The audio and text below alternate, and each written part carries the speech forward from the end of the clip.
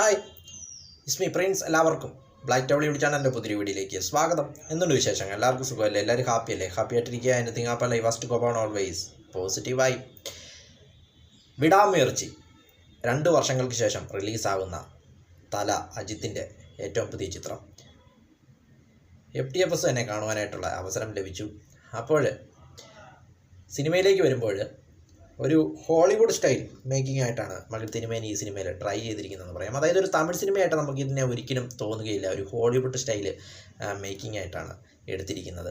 ഒരിക്കലും ഇതൊരു തമിഴ് സിനിമയാണെന്നോ അല്ലെങ്കിൽ തമിഴ് സിനിമയിലുള്ള പോലത്തെ സോങ്സോ മാസ് ഡയലോഗ്സുകളോ പഞ്ച് ഡയലോഗ്സുകളോ അല്ലെങ്കിൽ അജിത്തിൻ്റെ മുൻകാല ചിത്രങ്ങളോ ഓർപ്പിക്കുന്ന രീതിയിലുള്ള ഒന്നുമില്ലാതെ കഥയ്ക്ക് എന്താണോ ആവശ്യം ആ രീതിയിലാണ് ഈ സിനിമ പോകുന്നത്. ഒരു സൂപ്പർ സ്റ്റാറാണ് അജിത്ത്, അല്ലെങ്കിൽ ഒരു സൂപ്പർ സ്റ്റാർ, ഒരു വലിയൊരു സൂപ്പർ താരത്തെ വെച്ചൊരു പടം ചെയ്യുമ്പോൾ അദ്ദേഹത്തിന് വേണ്ടി ചില വിട്ടുവീഴ്ചകളൊക്കെ ചെയ്യേണ്ടി വരും. അതൊന്നും ഇല്ലാതെ തന്നെ കഥയ്ക്ക് എന്താണോ ആവശ്യം, കഥയിൽ അല്ലെങ്കിൽ ആ ഒരു കണ്ടൻറ്റിന് എന്താണോ ആവശ്യം അത് മാത്രം ചെയ്തുകൊണ്ട് ആ ഒരു താരത്തെ, ആ ഒരു വലിയ താരത്തെ ആ കഥയിൽ ഇൻവോൾവ് ചെയ്യിപ്പിച്ചുകൊണ്ട് സംവിധായകൻ മുന്നോട്ട് കൊണ്ടുപോയി എന്നതാണ് ഈ പടത്തിൻ്റെ ഏറ്റവും വലിയ ഹൈലൈറ്റ് ആയിട്ട് എനിക്ക് തോന്നിയത്. കാരണം ഒരിടത്ത് പോലും ആ സൂപ്പർ സ്റ്റാർ എന്നുള്ള ആ ഒരു ഇതൊന്നും നമുക്ക് തോന്നത്തില്ല. ആ കഥയ്ക്ക് എന്താണ് ആവശ്യം, ആ ഒരു സിറ്റുവേഷനിൽ ഒരു മനുഷ്യൻ പെട്ടാൽ എങ്ങനെയായിരിക്കും പ്രതികരിക്കുക, ഒരു സാധാരണക്കാരനെ പോലെ.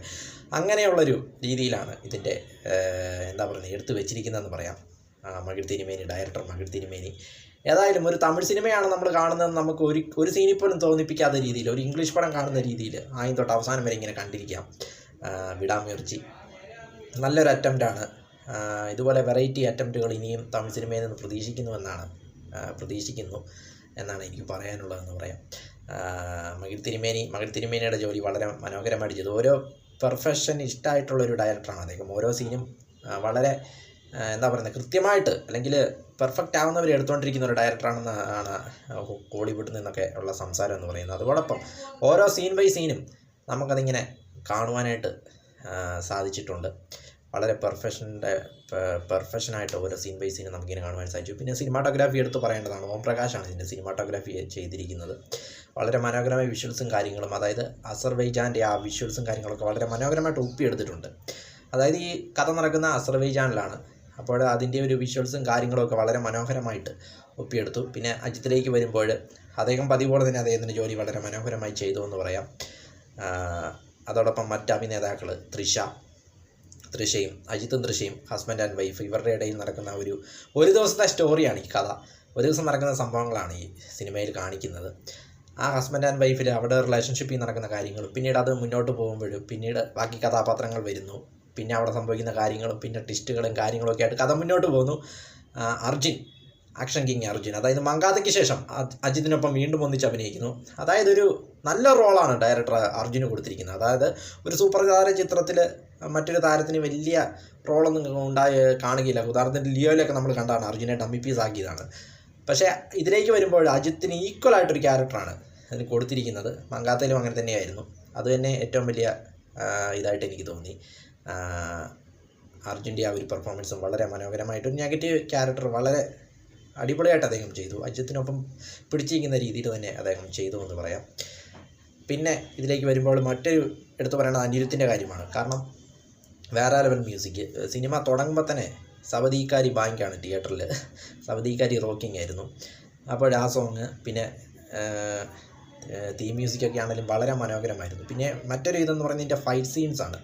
കാരണം ഇംഗ്ലീഷ് സിനിമയിൽ, തമിഴ് സിനിമയിലെ സാധാരണ പോലെ അടിച്ച് പറത്തി തെറിക്കുന്ന ഫൈറ്റ് സീൻസ് ഒന്നുമല്ല, 1 കിലോമീറ്റർ പോയി വീഴുന്ന ആ രീതിയിലുള്ള ഫൈറ്റ് സീൻസ് ഒന്നും അല്ലാതെ റിയലിസ്റ്റിക് ആയിട്ടുള്ള ഫൈറ്റ് സീൻസാണ് ഇതിൽ ഉപയോഗിച്ചിരിക്കുന്നത്. ഇംഗ്ലീഷ് സിനിമയിൽ എങ്ങനെയാണോ ഫൈറ്റ് ചെയ്യുക ആ മോഡലാണ് ഇതിന് ഉപയോഗിച്ചിരിക്കുന്നത്. അതിനെ നമുക്ക് കാണുമ്പോൾ ഒരു ഫ്രഷ്നെസ് ആണ് തോന്നുന്നത്, ഫീൽ ചെയ്തു എന്ന് പറയാം. വളരെ മനോഹരമായ ഫൈറ്റ് സീൻസും കാര്യങ്ങളും. ഫൈറ്റ് സീൻസിനൊപ്പം അനിരുദ്ധിൻ്റെ BGM കൂടെ ആകുമ്പോഴേക്കും നമുക്ക് തന്നെ കണ്ടിരിക്കുമ്പോൾ ഒരു രസമാണ്, ഒരു ഗൂംസോംസ് മൂവ്മെൻറ്റാണ് നമുക്ക് തന്നെ കിട്ടുന്നത്. ഏതായാലും നല്ലൊരു സിനിമയായിരുന്നു. പിന്നെ ഫസ്റ്റ് ഹാഫ് സെക്കൻഡ് ഹാഫ് അങ്ങനെ പിരിച്ചു നോക്കുമ്പോൾ ഫസ്റ്റ് ഹാഫിൽ കുറച്ച് ലാഗും കാര്യങ്ങളും, അതായത് കഥ സ്റ്റാർട്ട് ചെയ്യുന്നതും കഥയുടെ ആ ഇതൊക്കെ പറഞ്ഞു വരുമ്പോൾ കുറച്ച് ലാഗും കാര്യങ്ങളൊക്കെ നമുക്ക് തോന്നും. പക്ഷേ സെക്കൻഡ് ഹാഫിലേക്ക് വരുമ്പോൾ പടം വേറെ ലെവലാണ്. അതായത് ഫസ്റ്റ് ഹാഫിൽ സൈലൻ്റ് ആയ നായകൻ സെക്കൻഡ് ഹാഫിൽ വയലൻ്റ് ആവുന്നു.